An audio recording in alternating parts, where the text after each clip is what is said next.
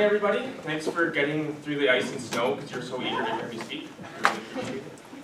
I want to start with a few questions for you guys. So, who here has ever been in a job interview, or either like conducting the job interview or just being interviewed? Yeah, pretty much everybody. Okay, who here has ever given a presentation or a speech? Hands up. You're a liar. Okay, hands down. Who here has ever just felt stressed or anxious about something? Yeah, pretty much all of us. Okay, and who here feels really welcomed and invited by my confident body posture right now? Exactly. Put your hand down.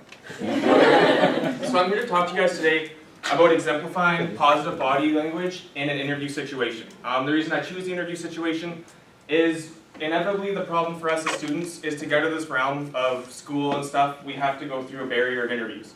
Whether that be graduate school, a job interview, jury duty, or you just murdered somebody and you're being interrogated by the police. If you're going to be interviewed, you got to be prepared, okay? So, the reason I choose the interview situation too is because it's when we're most observed by people. I mean, you guys are observing me right now, this is sort of an interview, but when you're actually sitting down and people are asking you questions to see what you know, they're going to be seeing what your body does, to see if you sell yourself out.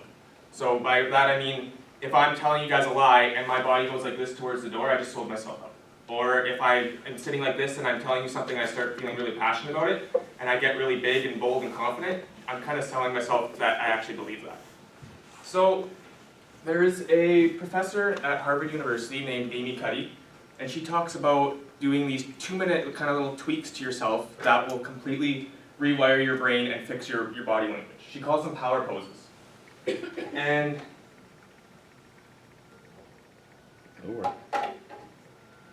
what these power poses are is, I have 3 examples here. They're opening yourself up. So positive body language is nice and big and open. Remember those 3 words. Nice, big, and open equals confidence. So as you can see, these are universal. You can do them standing up or sitting down. They're pretty straightforward. My favorite one on the end is the Wonder Woman. Stand like this, make yourself nice and big.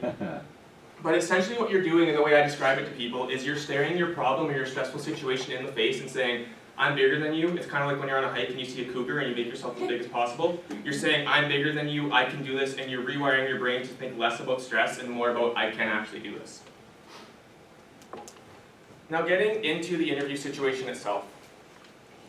There's kind of 3 main phases I found. I was very fortunate this summer that I actually got to conduct interviews. I wasn't so much interviewed myself. And I found kind of there's 3 main phases that the people I was interviewing had to go through.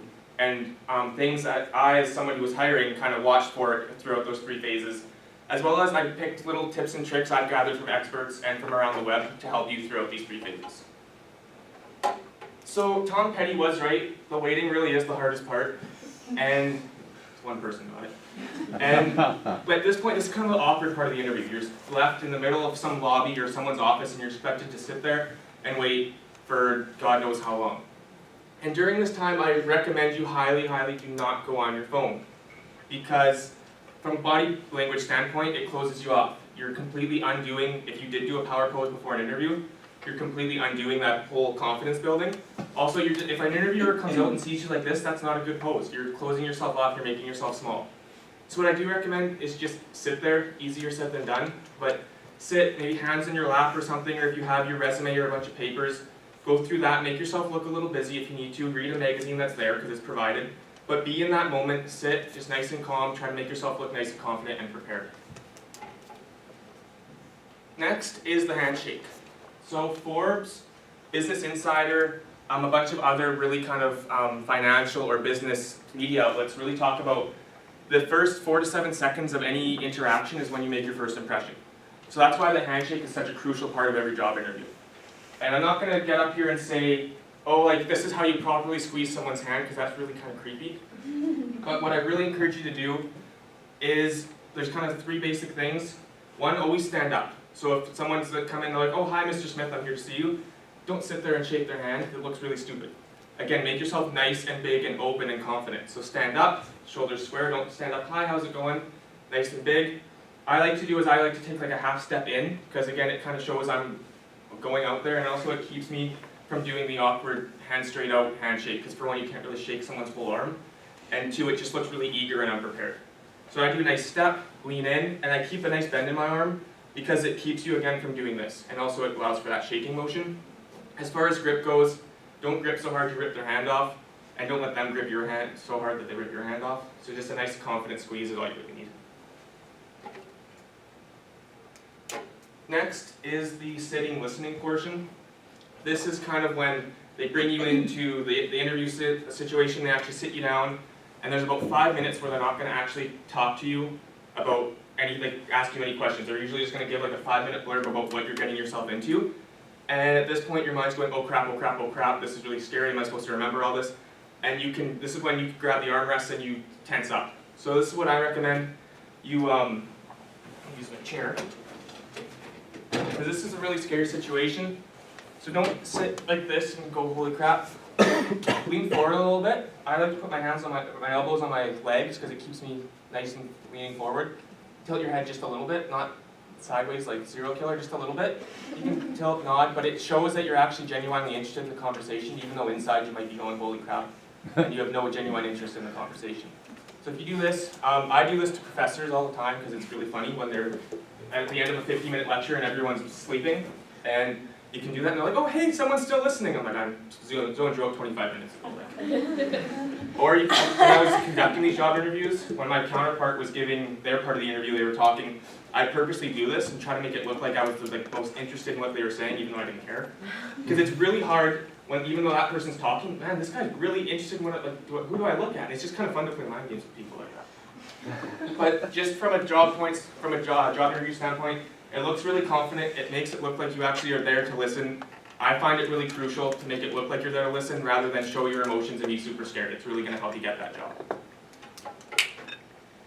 So, as far as what do you do with all this now? So the power poses are a really good tip and trick to use when you're kind of in a time crunch or something.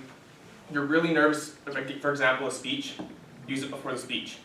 Stand, do one of the poses, sit in your car and do one of those poses. It totally kind of, rewires your brain. I did one before the speech and I came in just feeling really confident and ready to go. As far as these tips and tricks for the interview, use them as you please and use them in different situations. For example, the phone situation, if you're working for a tech company and you come out and they see you're not on your phone, you might not even get the interview. Just saying, it's kind of take it as you go kind of thing. So then my challenge to you is to take these power poses, again, use them before these stressful situations, before a job interview, and then use these little tips and tricks. And with the power poses, Amy Cuddy, who I talked about, the Harvard professor, she has a really, really good TED Talk. It's about 20 minutes long, but she does a really good job.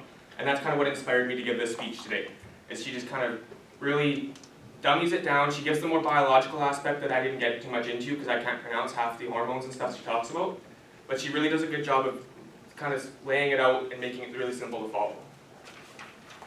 So I really believe in preparing yourself to be the best you can be, because when you prepare yourself to be the best you can be, you're going to take yourself farther than you thought you could go. Thank you very much.